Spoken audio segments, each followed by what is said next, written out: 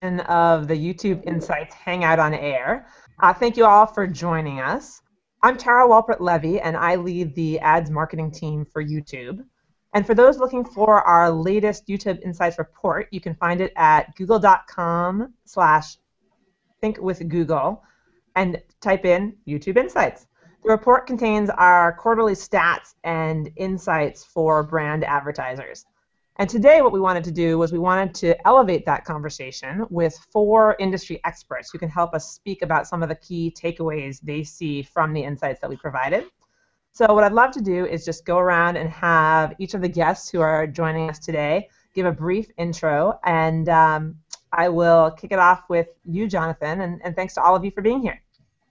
Hi, well, thank you for having me. I'm Jonathan Anastas. I run all things digital at Activision. Great. Mike? Hey, good afternoon, and thanks for having me, Tara. I'm Mike Henry. I'm the CEO of Outrigger Media. We're a software and analytics company that helps advertisers understand quality and value in native digital video, and we do that primarily through a platform called OpenSlate. OpenSlate measures quality, brand safety, and subject matter expertise for practically all ad-supported content on YouTube in particular. Delighted to be here. Great. Glad to have you. Chris? How you doing? Chris Paul, about 6 months into a new role at Edelman as the Global Director of Paid Media, trying to take some of the techniques and the knowledge and the skills that we've learned in digital advertising communications and apply it to what Edelman does in the content marketing and PR space. Cool. And Ben? Hi, everybody. I'm Ben Dietz. I run sales here at Vice in New York, and I'm very pleased to be here. Thanks for having me. Fantastic. So we have a great group. I'm really excited.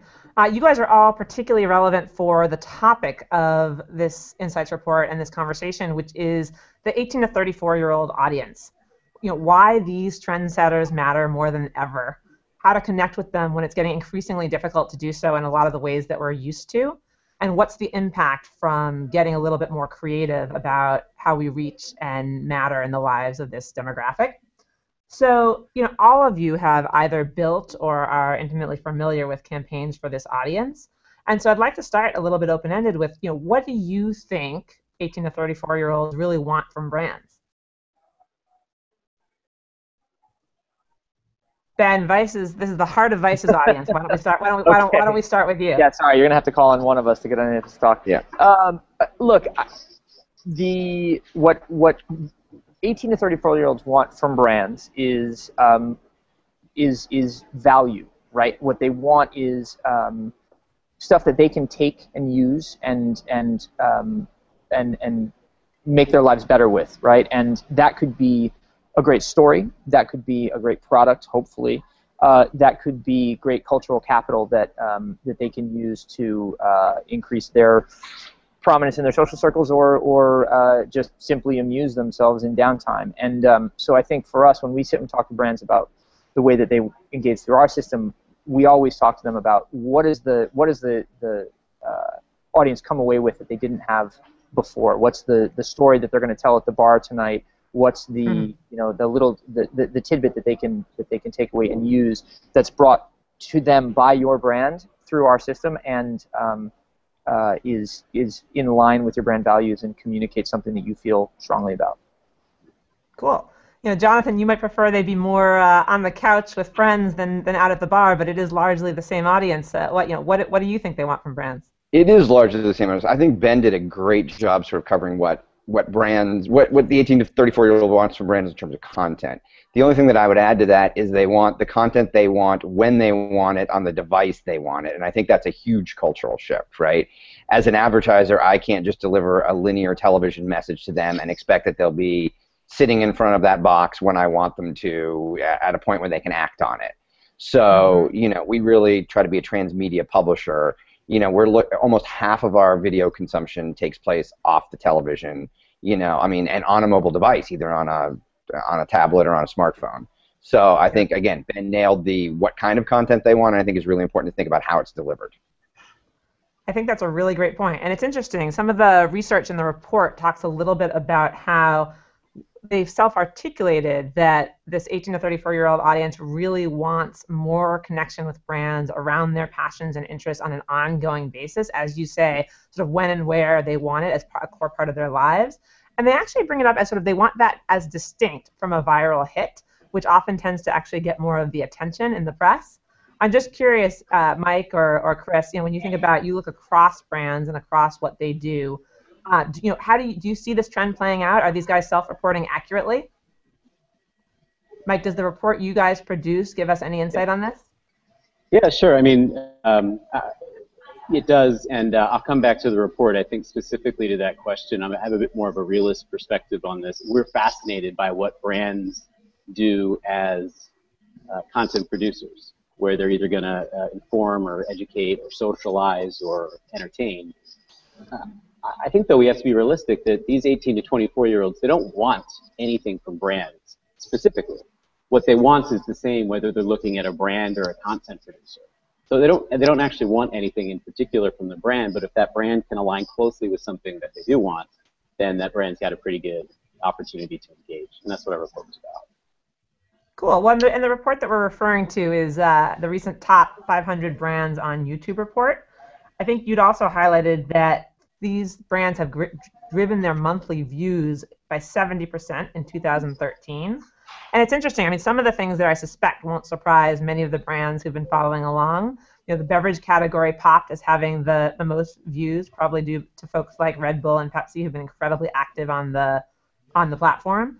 But what might be new news is the fact that education as a vertical had actually driven the most subscriptions to content. And I'd just be curious, again, to hear a little bit more about what do you make of the trends that you showcase in terms of brands who are very successful in driving connections with these viewers, either through subscriptions or through views? Yeah, sure. I mean, I think the most important thing at a macro level that we saw from this study, so we looked at the top 500 brands on YouTube out of about 3,000. And the most interesting thing that we saw was that we've been doing this for 3 years. OpenSlate's been tracking this data for 3 years. And it was a massive building year for brands. And you see that in the headline stat that on average they grew monthly views by more than 70% year over year. If they drove subscriptions by a similar measure. So they're investing in the platform in many different ways. And they're getting a very big ROI. We also started to see, there's a lot of engagement stats in the study. We also started to see some interesting stats develop with regards to a brand's ability to convert a view to a fan or a subscriber. And, on both sides in the report, you see a pretty even split between brands that are succeeding in doing it and ones that are challenged. On average, though, it was interesting to see that they're finding it about 3 times as hard to convert a view to a subscriber as the most popular channels on YouTube, the most popular brands versus the most popular content channels. So it's interesting. There's definitely a challenge at taking, to your point, Tara, of taking the virality that may come from a hugely successful campaign like that which Lipton did with the Muppets in Q1, which was fantastic, a lot of views, but they struggled at trying to get those people to think of Lipton as someone who might otherwise entertain them on a regular basis. I think that's one of the key challenges for a brand. I have no doubt. I'm sure you get this question all the time. We certainly do, which is, what are the best practices for driving sustained engagement with a brand on YouTube? And that's what I see you nodding your head, Chris. Do you want to comment on that? Well, I mean, I think that for a lot of brands who have evolved into creating more regular content to the point where it becomes habitual for the viewers and the consumers to realize, as Mike was saying, that there's more to this and that it's worth coming back and it's worth engaging. I think it's also incumbent upon the brands, especially those who are trying to break in, that they actually engage the community and treat YouTube like a community where comments that are coming back toward the brand, questions that are coming in that way, you may have to invest in some resourcing to actually answer those questions and demonstrate to people that it's not a one-off thing. We're not treating it like a broadcast medium. We're treating it like an interactive medium, which is what it is. So foster that conversation and engage with your biggest advocates, and you'll see more of those converters to regular engagement and subscription. Well, and it's interesting you bring that point up. I think one of the things that we also highlight in some of the research about 18 to 34-year-olds is that these folks really do view platforms like YouTube as not just an entertainment destination, but a fundamental part of their lives, right? A lifestyle destination. And it's because of this participation and authenticity that comes from having that kind of community. But that's hard to action against. And I'd be curious to hear, maybe starting with you, Jonathan, how have brands that have been successful done that? I mean, Call of Duty has 2 million plus subs, which is amazing. Can you just share a little bit of advice for other folks out there about how they might be able to replicate your success? Sure. I mean, I think we take a couple of big tenets that are driving everything that we do right now. We're really playing at both ends of the spectrum, and we really believe in sort of like an hourglass content economy when it comes to marketing. And it's very funny because this panel includes two of our partners. Edelman is one of our partners, of which we did a serialized show for our brand Skylanders that lived at the bottom of the funnel, which was very regular, low production value, sort of using the YouTube community, answering a lot of questions, serial episodic stuff, and that was hugely successful. On the other end of the spectrum, for Call of Duty, we just completed a partnership with Vice where we did an actual high production value documentary, of which there's a short form piece that's out now and a long form piece that's coming. And in both cases, hugely successful, but took both of those opposing viewpoints. Again, and one very high production value, take a very high profile media partner. On the other end of the spectrum, very community focused, very bottom of the funnel, very sort of like Q&A driven by the community and sort of UGC. So, and I think those are the two ends of the spectrum that are driving the most success for brands. That's awesome.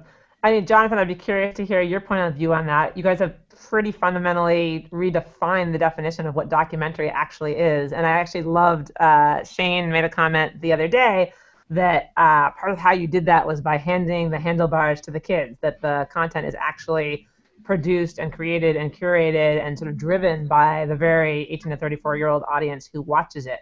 Curious to get your point of view on that and how that extends to brands who may or may not have that at their disposal. Well, I mean, I think every brand has it at their disposal in the form of their agencies or an increasingly large crop of media partners or YouTube creators or whomever it is that can help them bring this stuff to life. I think that the more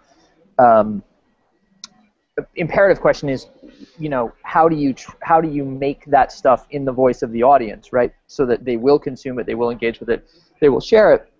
But then also, how do you marry that voice of the audience with the brand's essence, position, products, etc.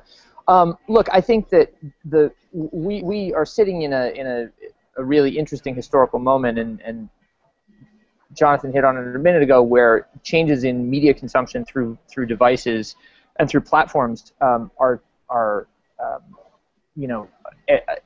sort of a fact of nature every day.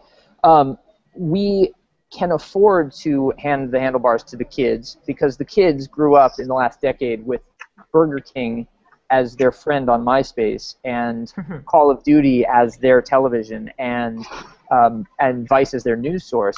And so they understand fundamentally what the tone to take is without us doing too much instruction. I think brands get it wrong when they start to tell their agencies, kids, whomever, that no, this is the way we do it. It's much more important to say, you know what, you're the audience.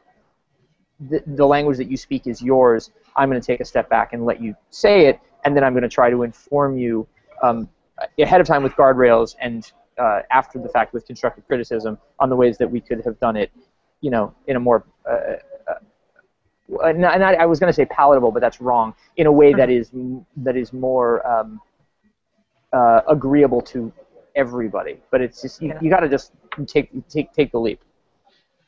Take the lead. I like it. Well, so to that point, it's interesting. You mentioned that the changes in media consumption are fact and that are happening every day, which is, of course, what we believe too. And it's interesting. I mean, Nielsen has come out with data that says, just as an example, that YouTube reaches more 18 to 34-year-olds and actually 18 to 49-year-olds than any network in cable television. And yet, I think the brand movement on that front, and that's just one example, I think has not been as fast as people have expected. So it was interesting. Variety came out this year and said, okay, this is actually the first time ever that online spend has surpassed broadcast television, which I think is a pretty major shift in our industry. I'm not sure yet, though, that it's actually been driven aggressively by brand advertisers as opposed to by performance spending. And so I'm just curious. I mean, Chris, you see this across a wide swath of clients. Mm-hmm. Do you think they would agree that this change in media consumption is fact? And do you think they're acting fast enough to take advantage of that? And what's driving that? How could we help?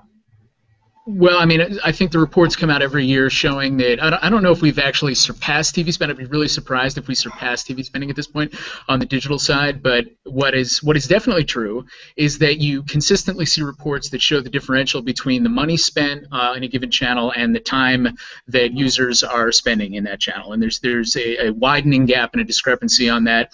And I think mobile is one of the ones that demonstrates that the most aggressively. And I think the problems for brands, and they're real problems. This isn't just a matter of people not adapting or not moving quickly enough. It's that the actual formats for designing and creating for these platforms, it's not necessarily easy.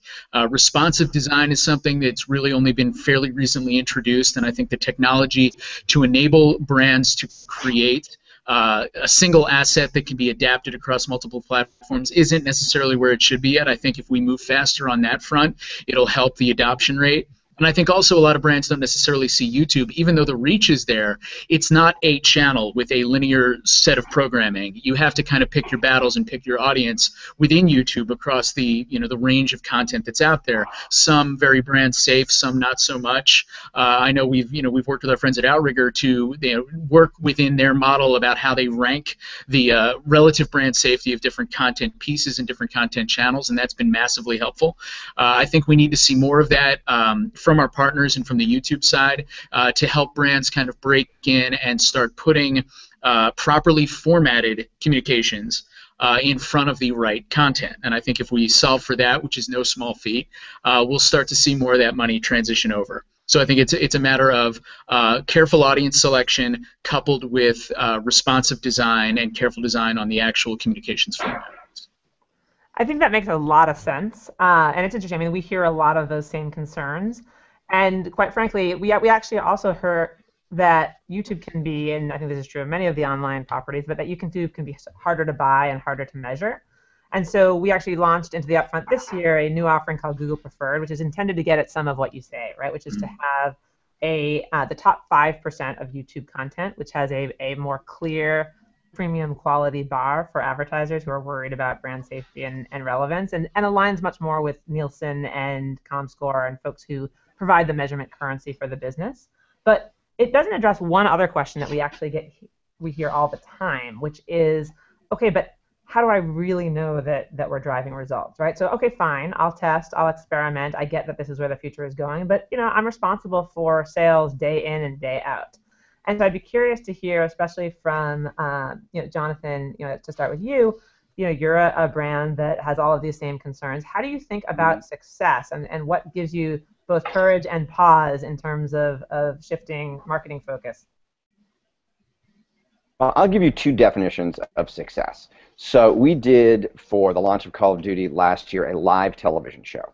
And that live television show was broadcast in the masthead of YouTube, live on Spike TV, on the Xbox Live dashboard, and on our own website. And for live, not even cumed sort of post live views, television was not the winner. Television came in third. And that was a very eye-opening experience for sort of the C-suite to be like, from a live experience, television did not win. Like, forget even sort of cuming views over time. The second part of how I would define that is we run comms trackers monthly, and we look at what every one of our major assets and every one of our major marketing beats does relative to brand awareness, brand consideration, purchase intent. And so we can look at YouTube-driven marketing beats versus television-driven marketing beats, and asset versus asset. And we are a company that primarily sells our product in shrink-wrap boxes in stores, so we can't see that one-to-one sales that an Amazon could or somebody else, but we can definitely see the drivers in purchase intent. And a great digital asset can have a huge driver on purchase intent. That's awesome. I need to follow up with you on that. Yeah. Ben, I'm curious. Great case studies there. Some great case studies there, I think. Yeah, absolutely. And Ben, I'm curious, is that similar or different to how either you at Vice or any of your brands define success and think about measuring it on the platform? Well, I mean, I think, one of the big parts of our narrative has been that the success on the platform, on YouTube's platform in particular, when we started with our premium channel a couple of years ago, was based on a certain kind of programming, right? It was stuff that was snackable, it was stuff that was short, posted, topical. And we turned ourselves inside out trying to make that stuff and failed, basically, did a very poor job of it. But so when we retrenched and we started putting up longer content, and suddenly saw a spike in our subscribers, suddenly saw a spike in the watch times and the video views, we realized that A, we could continue doing what we had always done well, and that excellent stuff would win, but B, that the more valuable metric for us and in communicating brands the value in our ecosystem is the time spent with the content, right? Because the more time they're spending with your brand, with content that aligns to your marketing objectives and is timed to coincide with your product releases, the more value you're going to get, not only in the moment, to the point that Jonathan made, but then also in terms of long-term affinity, right? And I think, so for us, we judge success, yes, on video views, yes, on the number of times that things are shared, the ratio of contents, likes to dislikes, but mostly we really try to judge it on watch times and the length of time people spend with content, because that's to us the true sign of longer-term equity-building value for our brand partners.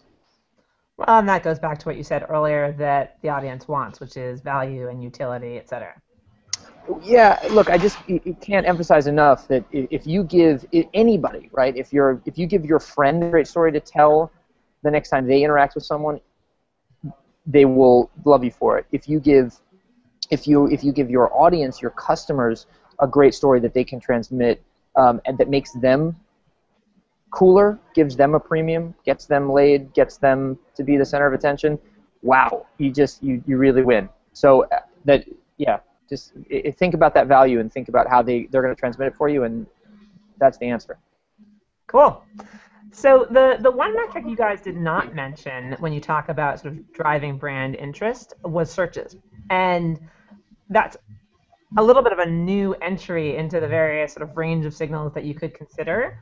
We just launched a tool as part of our brand lift solution that looks very specifically at what is the lift in brand interest that you get off of searches on Google.com based on your YouTube campaigns.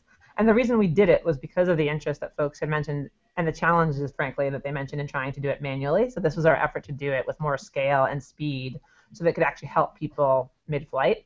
Just curious, Chris, you look at, again, at a lot of campaigns. How have you used search as a proxy in the past, and is it something that you think makes sense to be in our core arsenal, or does that only apply to a very specific set of advertisers? No, I mean, I think it's a very broad, value proposition for you guys. I'm glad that you've formalized it recently, because in the past we were trying to do it ad hoc by ourselves. This is work I was doing with a bunch of brands, a couple lives ago when I was at Digitas. We knew, and we always felt that paid search as a branding vehicle and then search volume as an indicator of brand interest both made a ton of sense. It was just tougher to do by ourselves on an ad hoc basis with the tools that were available to us. So the fact that you're formalizing that is, I think, it's a good move. It's a strong move. And I think for a lot of the clients that we work with at Edelman, a lot of work that we're doing in the sort of brand protect side and even some of the crisis business that we manage, search is an extraordinarily useful tool for us to understand, how a brand is being perceived, the kind of keywords that they're using, things like that, and we want to be prepared in all manner of communication to respond to that on a very, very quick, almost real-time basis. So one of the challenges we put back to YouTube and to Google is trying to help us more quickly respond. Let's say that we have the assets on hand and we're ready to go, ready to rock and roll with getting some brand communications back up. Create the channels for us to make that happen as close to real time as possible. Yeah, we've heard you and frankly many of your peers loud and clear on that, and we're passionate believers that frankly the innovation that is coming in brand measurement from us and others is about making it more actionable, right? Yep. There's lots of metrics that have been used for a long time that are quite good. The challenge is how do you make them, to your point, faster, more real time, and more useful for driving results in campaign. And so I think again, as this brand lift solution expands, you can look forward to hearing more about that. The one other question I'd ask you, Mike, on impact, because you also see a lot of different campaigns in a lot of different areas, is the report looked at a couple of different verticals. It was beauty and smartphones and auto, and found that, again, for the 18 to 34 audience, YouTube disproportionately influences purchase relative to television. Those are pretty different verticals. I'm just curious to get a sense of, is that consistent with what you see as you look even more broadly, and what do you think is driving that? So I think consistency is super important. I think that was a stat from your report, right? Yeah. Choices like yeah, I mean that's incredible. That I think that it's if you can connect with them on their territory, and their territory is YouTube. So if you can impact them on YouTube, you have a much greater chance of impacting them in general. I think you do have to think about the content. I was thinking a couple of things when you were talking about the transition of TV dollars to online. Understanding the audience as a whole is a great big issue for brand advertisers, and you guys have done a lot. The industry's done a lot, working with ComScore and Nielsen to help them understand it on sort of even footing. The next thing that they have to understand, and I think it goes to one of the biggest trends today, is how they think about the nature and quality of the content. And so Google Preferred, great initiative to bring some focus to the fact that there is a lot of really high quality content. It just looks different from what you're used to. And I think what we have going for us as an industry right now, in addition to new tools like the Brand Lift study, is that the industry in general is moving more towards a programmatic way of executing media. And it's important because with the fragmentation, I mean 200, 300,000 channels, 50 million videos on YouTube where you could be running, with that kind of fragmentation, you need tools, to Chris's point, that let you evaluate them and action against them at scale. So it's going to take time for this stuff to work through, but you're getting to the point now where you can look out across a really wide range of channels, not 10 channels or 100 channels, but hundreds of thousands of channels, and make really smart decisions about the way that the content aligns with your brand and what the result is, so that you can take on-the-fly action against it. I think it's and Chris knows a lot about that. It's for us, I think the scarcity of premium and the move to programmatic are two really powerful forces in our space right now, and they're going to have a huge impact on that initial question about how brands are allocating their budget over time. Cool, thanks. Well, this has been awesome. I think the conversation is really interesting. I think you guys are each pushing the envelope and certainly pushing us in moving marketing forward. I guess what I'd love for you to leave this audience with is the conversation seems to be trending more and more such that people do recognize, what you described, Ben, which is that the media patterns are changing, audience behavior has changed, and we're once again in a situation where together as an industry, we need to catch up with where the consumer already is. And I think you guys gave some really great insights in how you think about content, how you think about measuring success, and sort of ways that can help people move forward. But it's always a lot to take in. So if you were going to give the advertisers and agencies and partners watching one tip on how to think differently as they move forward about connecting with the 18 to 34-year-old audience, I'd love to hear what it would be. And I'll give you guys a minute to think about it while I give you mine, which I think I took, again, really mostly from the comments that Ben was saying about Vice, which is this idea that what people want is a story that they can pass on, whether it's online or offline in the bar, that there's enough value and utility and interest and authenticity in the message that's been shared that they're compelled to share it with somebody else. So having stolen that from you, Ben, I hope I'm not taking your tip and starting with you as well. But do you want to start on your end? I'm sure you have additional ones.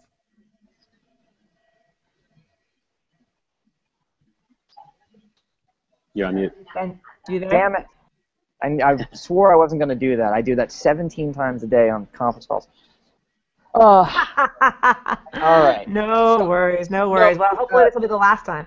Yeah. No harm in taking that tip. I think it's less a tip than it is it's a truth of storytelling, period, right? And ultimately we are all, as marketers, as advertisers, as brands, we're in storytelling mediums. The thing I would say though is that we've had amazing success doing two things that I would recommend very highly that agencies and brands do, that other publishers do, and that the audience ultimately does as well. And that is, A, look for white space, right? One of the reasons that I think Shane's talk at Brandcast was such a hit was that it says, look, we were told young people don't give a shit about news. Actually, the opposite is true. They have more access. They have more means to engage. They have more information at their fingers than anyone ever before. And actually, news is a huge passion point. You're just doing it wrong. So let's do it right, and there's a huge opportunity there, right? And I think we're going to prove that both with the partnership with you guys and then our own efforts on Vice News, which has taken off to a flying start. Simon Ostrowski went back to Ukraine today, by the way, so hopefully he won't get taken hostage again. The second thing is juxtaposition is an incredibly powerful tool. We learned this 5 years ago when we teamed up with Intel to do the Creators Project, and people went, Vice and Intel are working together? Like, what? That doesn't, like, that's so crazy it just might work, right? Like some Dukes of Hazzard plot or something. I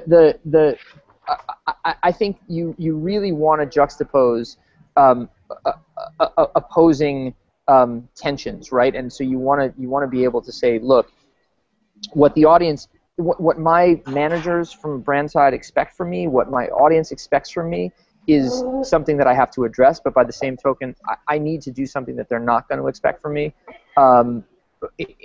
Taking a different tone or making a different presentation, because that's really what is going to create differentiation for you and therefore create value. That's cool. That's a different take than you often hear on juxtaposition. I really like it. Thank you. Chris, you want to follow up on that? Happy to. What would your take be? No, I mean my tip would be... Apparently, I'm really getting the cold calling down just right. No.